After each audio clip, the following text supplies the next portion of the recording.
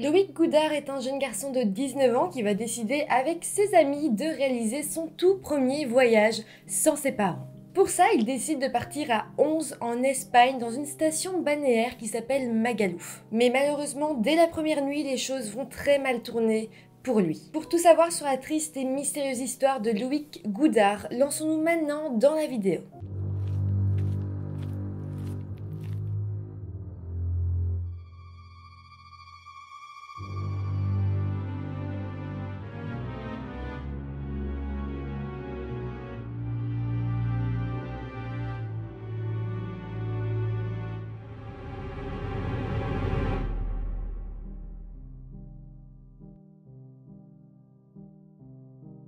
Hello tout le monde, j'espère que vous allez bien. Je vous reviens aujourd'hui avec un cas français qui est encore à peu près irrésolu aujourd'hui. Vous allez voir, il est très intéressant et surtout il fait vraiment froid dans le dos. Avant de commencer la vidéo, comme d'habitude, je vous rappelle de vous abonner à la chaîne si ce n'est pas encore fait. Vous pouvez aussi vous abonner à mon compte Instagram et maintenant, lançons-nous dans la vidéo. Loïc Goudard est un jeune garçon de 19 ans, originaire de Crozet, en France, dans le département de Auvergne-Rhône-Alpes. Il vit dans une maison avec sa maman Sarah Peter et son papa Pascal Goudard. Il vit aussi avec sa sœur et son frère. Ses parents ont une exploitation agricole et Loïc a pour rêve d'y travailler avec eux pour toujours travailler en famille. Loïc a aussi une petite amie depuis 3 ans dont il est extrêmement amoureux.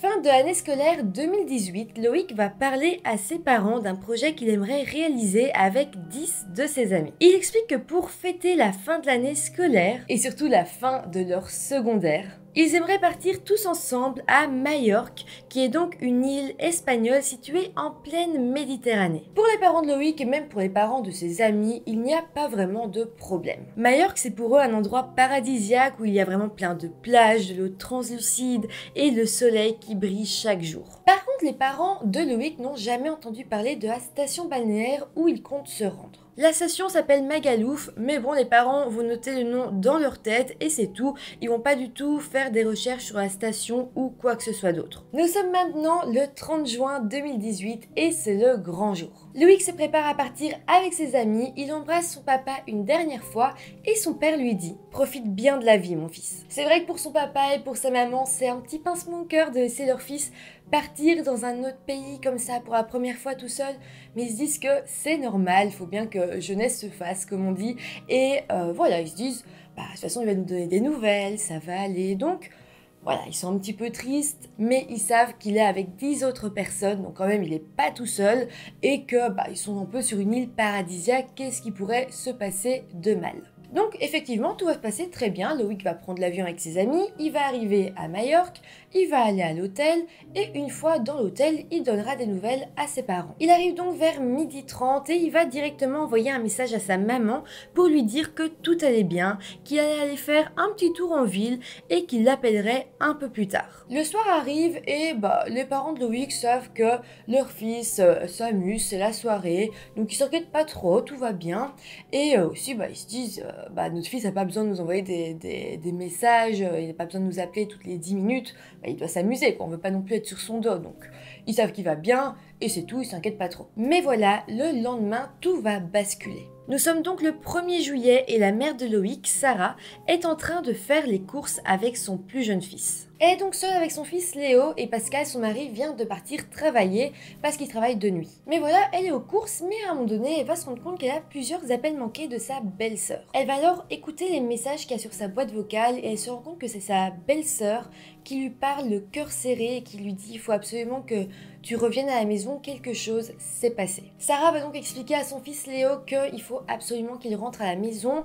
Léo est un peu en panique, il va demander qu'est-ce qui se passe et Sarah va tout simplement dire à son fils je pense que quelque chose est arrivé à Mémé ou à Pépé. Mais là, elle pense pas du tout à Loïc, elle se dit ok, peut-être il y a un problème avec mes parents, peut-être qu'il y en a un, il lui est arrivé quelque chose. Mais elle pense pas du tout au fait que Loïc pourrait aller mal. Arrivée à la maison, elle va alors demander à sa belle-sœur ce qu'il se passe et elle dira alors « c'est Loïc ». En fait, Loïc était parti en vacances avec son cousin Germain, c'est pour ça que sa belle-sœur et son beau-frère étaient au courant de ce qui se passait et qu'ils allaient donc annoncer la terrible nouvelle aux parents de Loïc. Donc la belle-sœur de Sarah va lui dire qu'elle a reçu un appel de son fils et que son fils lui a simplement dit que Loïc était mort. Pascal, donc le papa, reviendra lui aussi à la maison et il se souvient très bien que son frère lui a dit à ce moment-là « Loïc ne reviendra plus, c'est fini ». Il faut bien se rendre compte qu'à ce moment-là, personne ne sait rien. En fait, le cousin de Loïc a tout simplement dit qu'il avait reçu un appel de la Guardia Civile, donc ceux qui s'occupent de la sécurité à Majorque, et que selon eux, Loïc aurait fait une chute mortelle. Donc là, c'est juste atroce pour la famille de Loïc parce qu'ils doivent juste attendre. Ils sont tous sous le choc, mais bon, heureusement, quelques heures plus tard, ils vont être contactés par l'ambassadeur de France qui vit à Palma. Mais à partir de là, rien ne va plus être clair pour eux. En fait, on va leur expliquer que Loïc a passé la soirée du 30 juin avec ses amis à Majorque, dans les bars, et que vers 4 h du matin, il serait parti tout seul, serait rentré dans un hôtel qui n'est pas le sien, serait monté au 7e étage et aurait sauté par une porte-fenêtre. C'est comme ça qu'il serait mort, il se serait juste écrasé en bas de l'immeuble sur le béton. En gros, on annonce à la famille que leur fils a juste mis fin à ses jours et que donc il faut pas vraiment aller chercher plus loin. Évidemment, la famille de Loïc ne croira absolument pas à ça, c'est impossible, leur fils n'a pas fait 1000 km pour partir avec ses amis pour au final mettre fin à ses jours le premier soir, comme ça. Enfin, tout paraît extrêmement étrange. Et donc la famille ne va pas en rester là. Et puis aussi, Loïc, elle est super bien dans sa vie, surtout en ce moment. Il venait de terminer ses secondaires, il voulait travailler avec ses parents, il avait une petite amie avec qui tout se passait bien. Pourquoi il aurait voulu commettre cet acte maintenant? En plus, on sait que quelques heures plus tôt, Loïc avait été acheter une casquette pour la ramener à son frère à son retour, son petit frère Léo.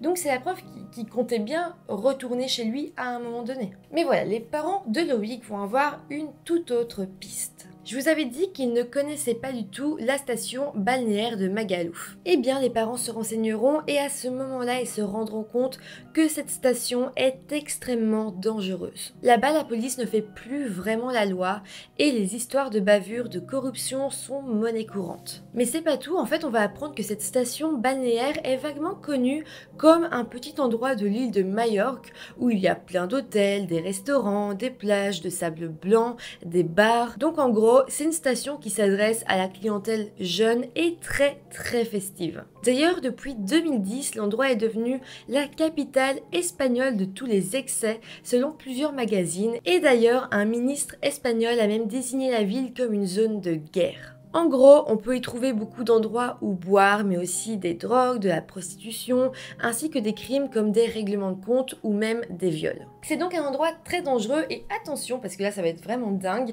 rien qu'en juillet et août 2018, il va y avoir 6 cas de personnes qui se seraient défenestrées. 6 cas avant celui de Loïc. C'est la preuve qu'il y a quelque chose de louche dans cette station balnéaire. Et le pire aussi, c'est que ces 6 autres personnes qui s'étaient défenestrées se sont aussi défenestrées le premier jour où elles sont arrivées à Magalouf. Donc c'est quand même de très grandes coïncidences. Et le pire, c'est qu'à chaque fois, les autorités concluront à un suicide par chute ou par défenestration. Donc voilà, la mort de Loïc ressemble un peu trop à la mort de beaucoup d'autres touristes à Magalouf. Bon, sachant tout ça, les parents de Loïc vont être persuadés que leur fils n'a pas mis fin à ses jours tout seul. Selon eux, leur fils serait peut-être fait traquer. Ils pensent que ça peut être par des gens ou même par la police. Ils disent que si Loïc avait eu des problèmes avec la Guardia Civile, les employés du bar, les employés de l'hôtel, eh ben peut-être que ça aurait pu très mal tourner pour lui, parce qu'on sait que à Magalouf, les gens n'ont pas très envie de discuter et quand il y a un problème, directement ils tapent. Mais bon, heureusement, vous vous en doutez, les amis de Loïc vont pouvoir un petit peu éclaircir la situation. En fait, ils vont expliquer qu'après leur soirée au bar, ils avaient tous décidé de se rendre dans un bar à danseuses où ils avaient tous choisi une danseuse pour un show privé. Le truc, c'est que, comme je vous l'avais dit, Loïc avait une petite copine et il était, c'est vrai, très fidèle à sa copine. Et donc, il avait refusé d'avoir un show privé avec une danseuse, donc tous ses amis étaient partis et lui était resté tout seul dans le bar. Mais voilà, quand les premiers ont commencé à revenir dans le bar, ils n'ont pas trouvé Loïc et ils le retrouveront donc plus jamais parce que la prochaine fois qu'ils entendront parler de lui, c'était par Guardia Civile quand ils leur annonceront que Loïc était mort. Évidemment, la police espagnole ouvrira une enquête pour savoir ce qui s'est passé, mais bon, les proches de Loïc diront que cette enquête espagnole n'était qu'une vaste blague. L'enquête dira que, comme par hasard, les caméras de surveillance de l'hôtel où Loïc s'est défenestré étaient justement éteintes à ce moment-là, donc ils ne peuvent pas vraiment savoir ce qu'il s'est passé. Mais pire encore, on apprendra que vers 4h11 du matin, Loïc avait fait un retrait à la banque de 150 €. C'est quand même bizarre parce que c'est une somme énorme à retirer en plein milieu de la nuit. Et encore plus bizarre, ce serait l'heure qui a suivi que Loïc se serait défenestré. Donc vraiment, rien ne va dans cette histoire. Mais bon, encore une fois, la police espagnole ne va pas spécialement trouver ça étrange.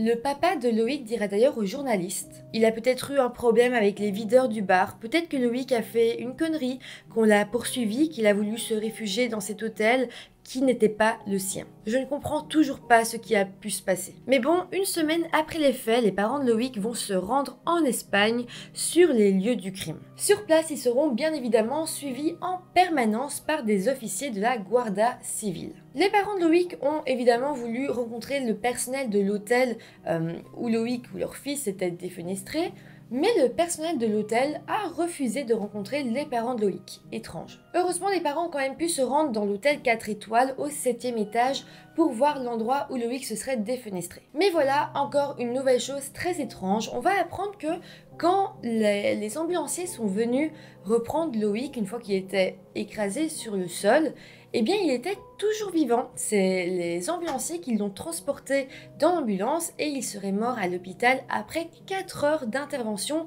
Intervention de quoi? On ne sait pas. Mais du coup, les parents de Loïc se disent: notre fils qui aurait sauté du 7e étage n'aurait pas pu atterrir vivant. C'est pas possible, c'est trop haut.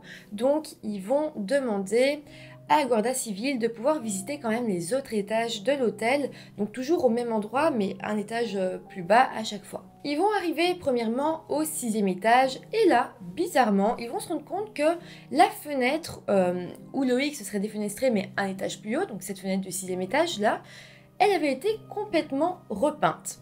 Bizarre. En plus de ça, il y avait des choses un petit peu arrachées sur le côté et donc ils se disent peut-être que c'est du 6e étage que notre fils s'est jeté, pas du 7e. Mais la Guardia Civile a eu l'air de dire oui, peut-être. Mais rien de plus, il n'y a pas eu plus d'enquête par rapport à ça. Juste ils se sont dit oui, peut-être qu'on s'est trompé. Et c'est tout. Alors la famille, qui cherchait toujours un peu plus d'indices, demandera à la Guardia Civile s'ils peuvent récupérer les habits que Loïc portait le soir du drame pour pouvoir les ramener en France, les faire analyser par des experts français. Mais là, on va tout simplement leur répondre que les habits ont été perdus.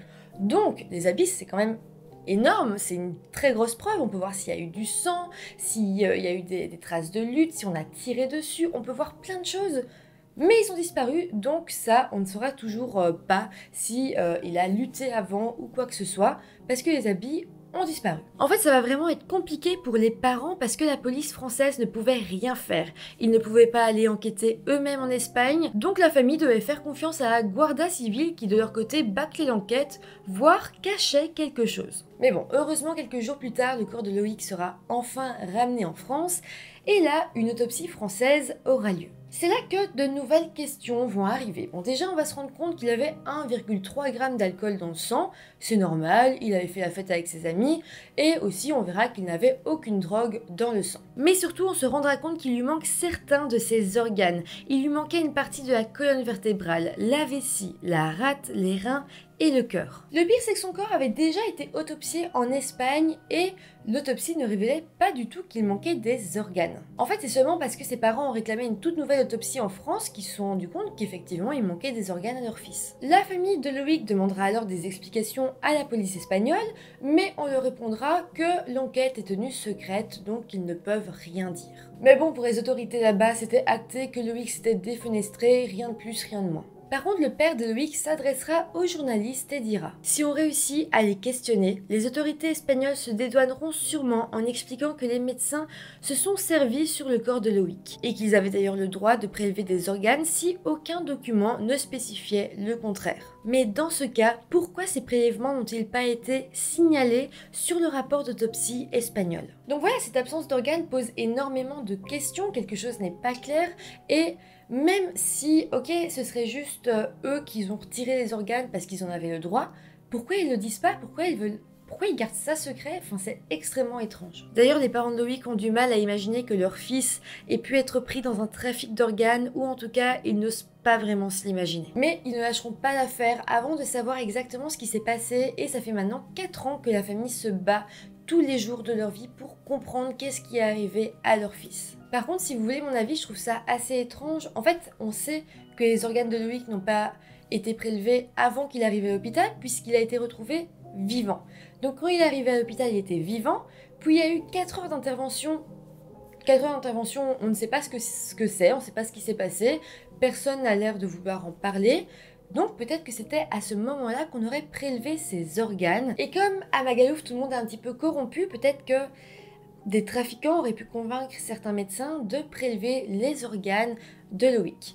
La seule chose qui me chiffonne un peu, c'est pourquoi avoir décidé de tuer Loïc en le jetant du 7e étage ou du 6e, parce que quand même ça aurait pu endommager pas mal ses organes, c'était cette raison-là qui les poussait à le tuer. Donc, il y a quand même des choses qu'on n'arrive pas à comprendre, mais pour moi, la théorie que peut-être les médecins auraient été corrompus, ça reste une grosse possibilité à mon avis. Évidemment, les parents de Loïc se sont eux portés partie civile, ils ont porté plainte dès octobre 2018, mais l'affaire ne semble pas énormément avancée. L'affaire a malheureusement été classée déjà 2 fois, la première fois comme un suicide, mais heureusement la deuxième fois comme un accident. Donc aujourd'hui, l'affaire est plus ou moins résolue parce que la police dit que c'est un simple accident. En 2020, la famille de Loïc s'est exprimée en disant « Depuis 2 ans, on se bat seul. On a écrit au président Macron, au ministre des Affaires étrangères, à notre député, au préfet de l'Aisne, au premier vice-président de la région.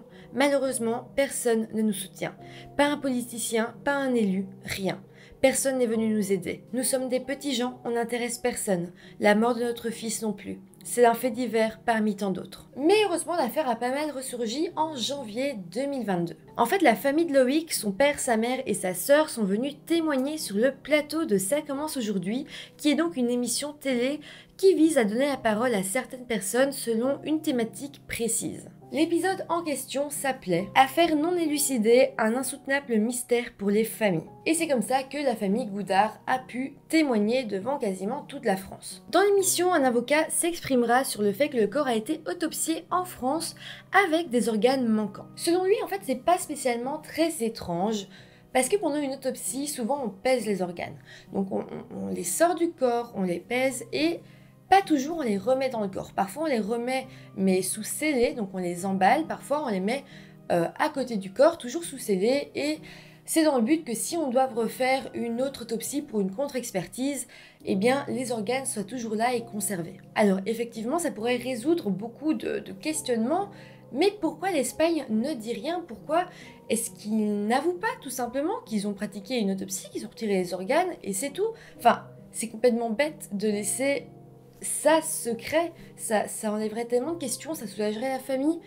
Donc encore une fois, ça reste très peu précis, il y a toujours beaucoup de questions, donc voilà, je trouve que c'est ce qui résume pas mal d'enquêtes aussi, hein, très peu précis et beaucoup de questionnements. En tout cas, ça a été très bénéfique à la famille de Loïc de témoigner dans Ça commence aujourd'hui, parce qu'évidemment, beaucoup plus de gens ont été au courant de cette histoire, et plus les gens sont au courant, plus ça peut mettre une certaine pression aux policiers. Donc voilà, c'était vraiment une bonne chose que cette affaire ait pu avoir beaucoup plus de visibilité grâce à cette émission qui est vraiment une émission très très bienveillante. D'ailleurs en février 2022, donc seulement 1 mois après, l'enquête a un petit peu avancé. En fait, les policiers ont informé la famille de Loïc que 3 jeunes qui étaient avec Loïc en vacances allaient être de nouveau réinterrogés. En plus de ça, l'affaire a été requalifiée comme une mort donnée volontairement à Loïc. Et d'ailleurs, si vous voulez soutenir la famille, il y a un groupe Facebook qui s'appelle Lumière et Vérité pour Loïc que vous pouvez rejoindre pour leur envoyer beaucoup de courage. Voilà, c'est comme ça que se termine cette vidéo, cette histoire. J'espère que ça vous aura intéressé. Si c'est le cas, n'hésitez pas à me mettre un petit pouce en l'air, ça fait toujours plaisir, à vous abonner à la chaîne. Et moi, je vous retrouve très très bientôt pour une nouvelle vidéo. Bye!